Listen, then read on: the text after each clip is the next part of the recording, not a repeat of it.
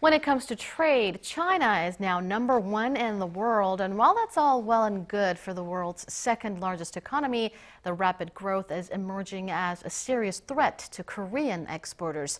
Even Korea's high-tech products are struggling to compete. Our Yoo Li-an reports. Korea has been a direct beneficiary of China's rapid economic development over the past decade as exports to the growing nation surged. But that narrative is changing.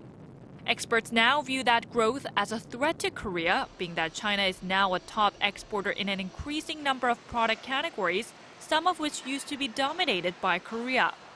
Korea saw its top spot in terms of market share surpassed by China in 12 export categories in 2011. That year, China was the #1 exporter in the world in more than 1,400 categories, while Korea claimed the top spot in just 61. But what's of more concern now is that China is expanding its territories where Korean companies stake their claim.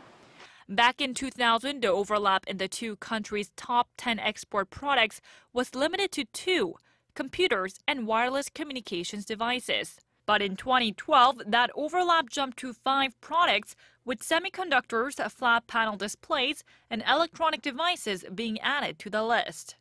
While experts agree that China isn't quite on Korea's level yet when it comes to the number of exports of these products or even the quality of them, they do say that China's not that far from closing the gap.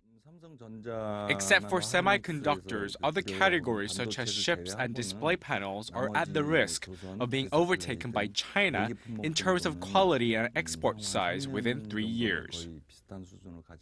Yi says China has been able to grow at such a rapid rate because of substantial government backing. He says Korea should take a cue from its neighbor to the east on that front, and he urged companies themselves to alter their approaches in order to maintain trade competitiveness in the future. Because Korea has a limited number of natural resources, Korean companies should pick a specific set of industries to focus on instead of diverging into new areas. Experts also emphasize the need for getting a head start in new growth sectors like renewable energy and electric vehicles, because bilateral competition is expected to heat up in the coming years. Yoo Li-an, Arirang News.